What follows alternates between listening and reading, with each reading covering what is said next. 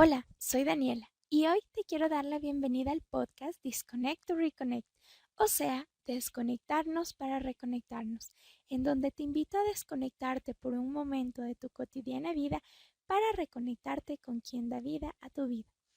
En toda esta sección leeremos juntos toda la Biblia en un año, desde Génesis hasta Apocalipsis, basándonos en el plan de lectura de Robert Roberts. Y sí, quizás digas que no la vas a entender, sin embargo, hay dos puntos que yo considero principales para que puedas comprenderla. Y lo más importante, empieces a aplicar lo que dice el manual de instrucciones para que tu vida comience a ser transformada. Y la primera es que puedas humanamente entender su palabra. Y es por eso que esta lectura está en un lenguaje súper chévere, es decir, súper entendible para nuestra generación actual. Y la segunda, y obviamente la más importante, es pedirle al Espíritu Santo que te llene de sabiduría para comprender su palabra. Entonces, comencemos. Amado Padre Celestial, gracias te damos hoy por permitirnos leer tu palabra. Llénanos de tu Espíritu Santo para que podamos comprender lo que hoy quieres hablarnos y sobre todo transforma nuestra mente, corazón y espíritu y transforma nuestra vida para que tú puedas hacerte real en cada uno de nosotros. En el poderoso nombre de Jesús. Amén. ¿Sabes que la Biblia prácticamente se divide en dos partes? El Antiguo Testamento donde te dice que Jesús va a venir y el Nuevo Testamento donde te dice que Jesús ya vino. Y sí, ese es el resumen de la Biblia. Y hoy vamos a explorar un poco de los dos lados.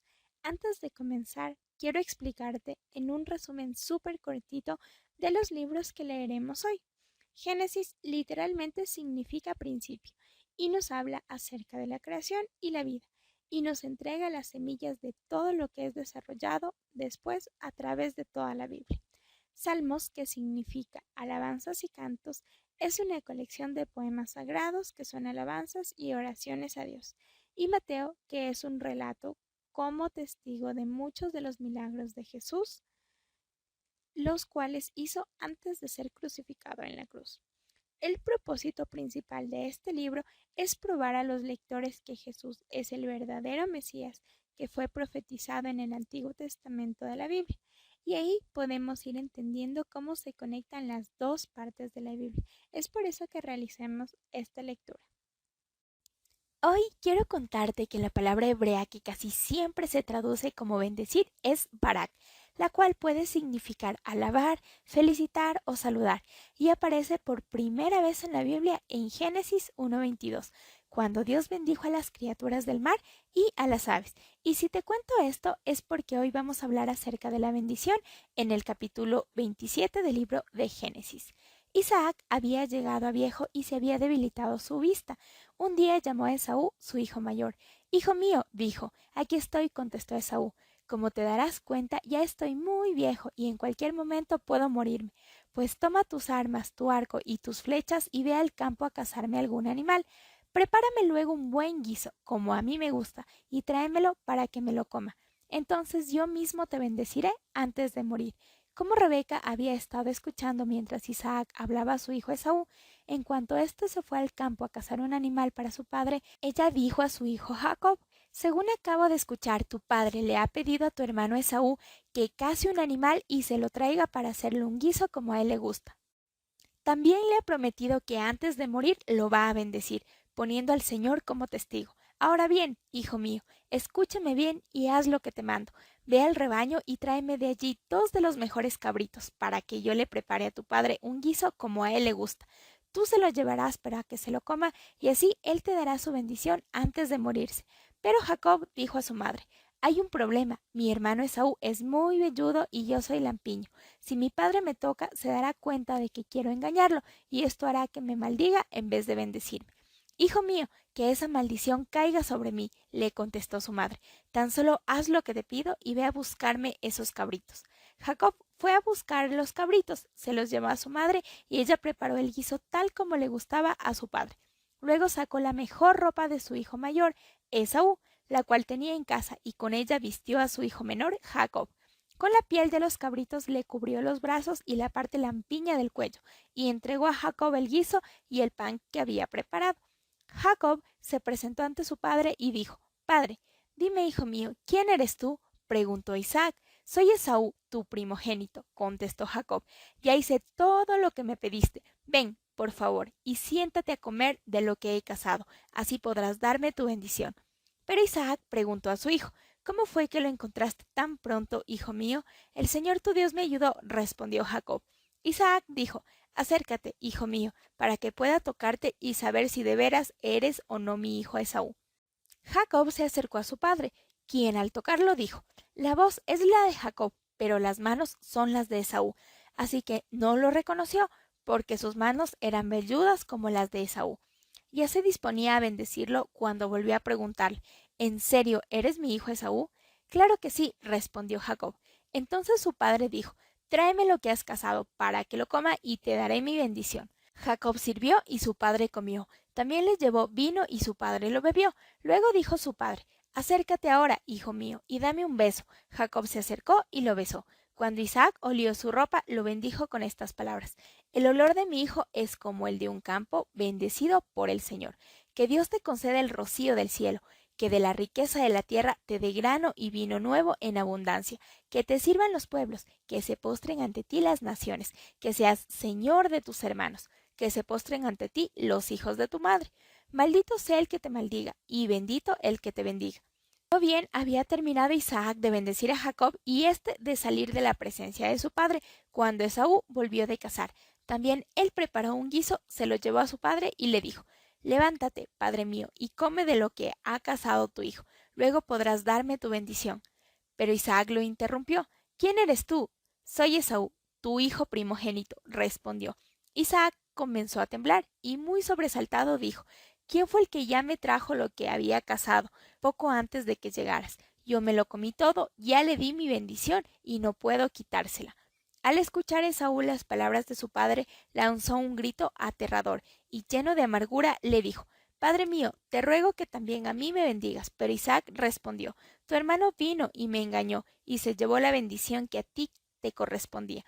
Con toda razón le pusieron Jacob, respondió Esaú.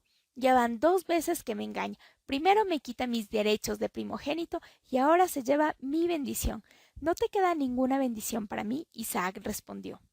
Ya lo he puesto por señor tuyo. Todos sus hermanos serán siervos suyos. Lo he sustentado con trigo y con vino. ¿Qué puedo hacer ahora por ti, hijo mío? Pero Esaú insistió, ¿acaso tienes una sola bendición, padre mío? Bendíceme también a mí. Y se echó a llorar. Entonces su padre dijo, vivirás lejos de las riquezas de la tierra, lejos del rocío que cae del cielo. Gracias a tu espada vivirás y servirás a tu hermano, pero cuando te impacientes te librarás de su yugo. Veamos por qué razón Jacob huye de Esaú. A partir de ese momento, Esaú guardó un profundo rencor hacia su hermano por causa de la bendición que le había dado su padre, y pensaba, ya falta poco para que hagamos duelo por mi padre. Después de eso, mataré a mi hermano Jacob. Cuando Rebeca se enteró de lo que planeaba Esaú, mandó llamar a Jacob y le dijo, mira, tu hermano Esaú está planeando matarte para vengarse de ti. Por eso, hijo mío, obedéceme. Prepárate y huye enseguida a Harán, a la casa de mi hermano Labán, y quédate con él por unos días hasta que se calme el enojo de tu hermano. Cuando ya se haya tranquilizado y olvide lo que le has hecho, yo enviaré a buscarte.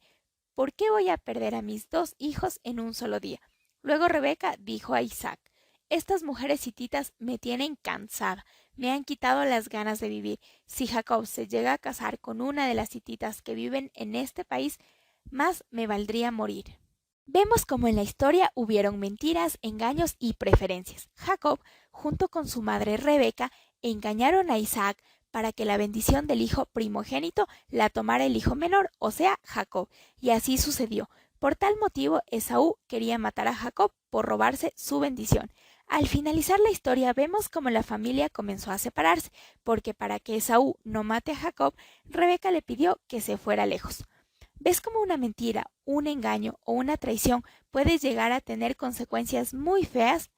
Y ese es el resumen súper rapidito de la historia. Yo no sé qué pienses tú, pero para mí una de las muchas preguntas que existen en esta historia es ¿por qué en una familia escogida por Dios hubieron tantas mentiras y engaños y preferencias? Y para la explicación, enfoquémonos en el versículo 20, donde dice, pero Isaac preguntó a su hijo, ¿Cómo fue que la encontraste tan pronto, hijo mío? El Señor tu Dios me ayudó, respondió Jacob. ¿Ves cómo Jacob dice el Señor tu Dios? Entonces analicemos. Según el versículo, Jacob no había reconocido todavía a Dios como su propio Dios. Y yo pienso que Esaú y Rebeca tampoco habían reconocido a Dios como su Dios. Quiero aclarar que esto de Rebeca y Esaú es lo que yo pienso, porque no es algo que lo confirma la Biblia, pero es por las actitudes que también tuvieron. Vemos claramente en la historia que están siendo dirigidos por su carne o por sus deseos y no por el Espíritu Santo. Entonces, no importa que tus padres o antepasados hayan o no hayan sido creyentes, porque sabes, reconocer a Dios, creer en Él y hacerlo parte de tu vida es una decisión personal que generalmente viene luego de tener una experiencia personal con Dios. Y con esto quiero decirte que reconozcas a Dios como tu único Señor y Salvador, que lo invites a tu corazón y que sea Él el Dios de tu vida.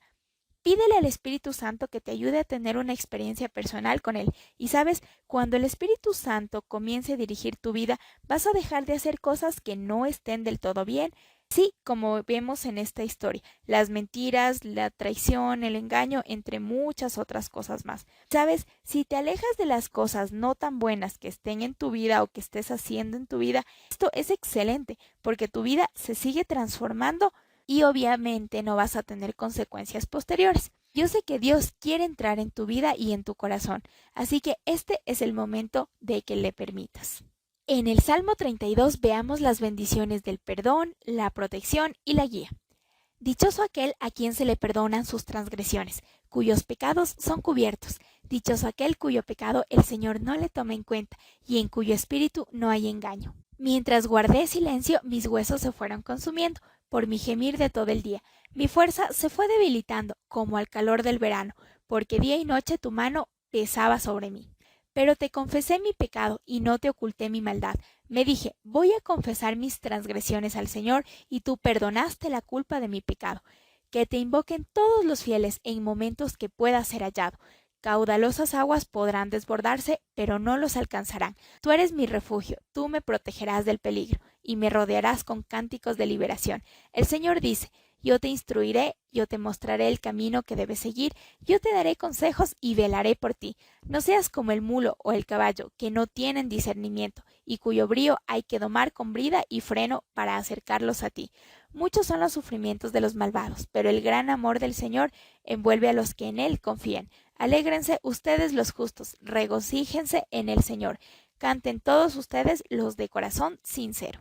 Yo sé que en tu vida deben haber algunas cosas no tan buenas que hayas hecho, es decir, pecados. Y créeme que para nada te estoy juzgando, más bien invitándote a que los confieses delante de Dios. Leamos nuevamente el versículo 5. Pero te confesé mi pecado y no te oculté mi maldad. Me dije, voy a confesar mis transgresiones al Señor, y tú perdonaste la culpa de mi pecado. ¿Sabes? Dios está esperando escucharte para perdonarte, porque Él quiere hacer una transformación en tu vida. No sientas vergüenza por lo que has hecho, y con esto no quiero decirte que esté bien. Probablemente vas a tener consecuencias de tus actos, pero Dios no te condena, Él quiere redimirte. Y finalmente quiero decirte que tengas muy en claro lo que el Señor quiere decirte. Leamos el versículo 8 y 9. El Señor dice, yo te instruiré, yo te mostraré el camino que debes seguir, yo te daré consejos y velaré por ti. No seas como el mulo o el caballo, que no tienen discernimiento y cuyo brío hay que domar con brida y freno para acercarlos a ti. Quiero explicarte qué significa velar, y aunque hay muchos conceptos, veamos el que más explica el pasaje. Velar es cuidar solícitamente algo. Es decir, Dios quiere cuidarte tanto a cada instante de tu vida, guiándote, ayudándote, aconsejándote y mostrándote el camino correcto para tu vida. Deja entrar a Dios a tu corazón y hazle parte de tu vida. Y sabes, Él quiere enseñarte todo esto con amor. Quiero explicarte que la transfiguración proviene de las raíces latinas trans, que significa a través, y figura, que significa forma o aspecto. Por lo tanto, significa un cambio de forma o apariencia, con el fin de ser elevado a un nivel espiritual más alto. Leamos Mateo capítulo 17, la transfiguración. 6 días después, Jesús tomó consigo a Pedro, a Santiago y a Juan, el hermano de Santiago, y los llevó aparte a una montaña alta. Allí se transfiguró en presencia de ellos. Su rostro resplandeció como el sol y su ropa se volvió blanca como la luz. En esto se aparecieron Moisés y Elías conversando con Jesús. Pedro dijo a Jesús: Señor, qué bien que estemos aquí. Si quieres, levantaré 3 albergues, uno para ti, otro para Moisés y otro para Elías. Mientras estaba aún hablando, apareció una nube luminosa que los envolvió, y de la cual salió una voz que dijo: Este es mi Hijo amado, estoy muy complacido con él, escúchenlo. Al oír esto, los discípulos se postraron sobre su rostro, aterrorizados. Pero Jesús se acercó a ellos y los tocó. Levántense, dijo, no tengan miedo. Cuando alzaron la vista, no vieron a nadie más que a Jesús. Mientras bajaba de la montaña, Jesús les encargó: no cuenten a nadie lo que han visto, hasta que el Hijo del Hombre se levante de entre los muertos. Entonces los discípulos preguntaron a Jesús: ¿por qué dicen los maestros de la ley que Elías tiene que venir primero? Sin duda, Elías vendrá y restaurará todas las cosas, respondió Jesús. Pero les digo que Elías ya vino y no lo reconocieron, sino que hicieron con él todo lo que quisieron. De la misma manera va a sufrir el Hijo del Hombre a manos de ellos. Entonces entendieron los discípulos que les estaba hablando de Juan el Bautista. Veamos cómo Jesús sana a un muchacho endemoniado. Cuando llegaron a la multitud, un hombre se acercó a Jesús y se arrodilló delante de él y dijo: Señor, ten compasión de mi hijo, le dan ataques y sufre terriblemente. Muchas veces cae en el fuego o en el agua. Se lo traje a tus discípulos, pero no pudieron sanarlos. Ah, generación incrédula y malvada, respondió Jesús. ¿Hasta cuándo tendré que estar con ustedes? ¿Hasta cuándo tendré que soportarlos? Tráiganme acá al muchacho. Jesús reprendió al demonio, el cual salió del muchacho y éste quedó sano desde aquel momento. Después los discípulos se acercaron a Jesús y en privado preguntaron: ¿por qué nosotros no pudimos expulsarlo? Por la poca fe que tienen, respondió. Les aseguro que si tuvieran fe tan pequeña como una semilla de mostaza, podrían decirle a esta montaña: trasládate de aquí para allá, y se trasladaría. Para ustedes nada sería imposible. Estando reunidos en Galilea, Jesús les dijo: el Hijo del Hombre va a ser entregado en manos de los hombres. Lo matarán, pero al tercer día resucitará. Y los discípulos se entristecieron mucho. Cuando Jesús y sus discípulos llegaron a Capernaum, los que cobraban el impuesto del templo se acercaron a Pedro y preguntaron: ¿su maestro no paga el impuesto del templo? Sí, lo paga, respondió Pedro. Al entrar Pedro en la casa, se adelantó Jesús a preguntarle: ¿tú qué opinas, Simón? ¿Los reyes de la tierra, a quienes cobran tributos e impuestos, a los suyos o a los demás? A los demás, contestó Pedro. Entonces los suyos están exentos, dijo Jesús. Pero para no escandalizar a esta gente, vete al lago y echa el anzuelo, saca el primer pez que pique, ábrele la boca y encontrarás una moneda. Tómala y dásela a ellos por mi impuesto y por el tuyo. En este capítulo escuchamos acerca de Jesús, Moisés y Elías, y la transfiguración de Jesús. Después de descender del monte, Jesús expulsó a un demonio de un muchacho, y en Capernaum Jesús proporcionó milagrosamente el dinero del tributo por él y por Pedro. Mi versículo favorito de la parte de la transfiguración es el 5. Mientras estaba aún hablando, apareció una nube luminosa que los envolvió, y de la cual salió una voz que dijo: Este es mi Hijo amado, estoy muy complacido con él, escúchenlo. ¿Ves cómo Dios dice que estaba muy complacido con Jesús? Y bueno, pues en base a esto, quiero invitarte a que imites el carácter de Jesús, a que Él sea tu ejemplo a seguir, para que Dios diga de ti que está muy complacido y muy feliz de que tú seas su hijo. A continuación leemos cómo el Padre llevó a su hijo hacia Jesús para que fuera sanado. Y después de sanar al joven, Jesús enseñó a sus discípulos que es muy importante la fe para los milagros y bendiciones. Y como alguna vez te expliqué y dice en la Biblia, la fe viene por el oír y el oír la palabra de Dios, o sea, la Biblia. Y finalmente vemos cómo profetizó su muerte y resurrección. Quiero hacer énfasis en la fe. ¿Ves cómo la fe más chiquitita puede llegar a hacer cosas súper grandes y milagros? Entonces quiero invitarte a que tengas fe, a que creas en Dios y a Dios. Y como siempre le he dicho, la fe mueve la mano de Dios. ¿Qué tal te parecieron las historias del día de hoy? Yo creo que son historias que nos enseñan muchísimo y nos están ayudando a transformar nuestra vida. El día de mañana Tenemos historias de igual manera súper interesantes, no te las puedes perder. Vamos a hablar acerca de cómo Dios nos habla a través de un sueño. Así que como siempre te digo, dedícale media hora de tu día para dedicarlo por completo a tu Creador, para que puedas reencontrarte con Él y escuchar lo que Él quiere hablarte. Nos vemos el día de mañana, espero que estés muy bien, te mando un fuerte abrazo, Dios te bendiga muchísimo, chau chau.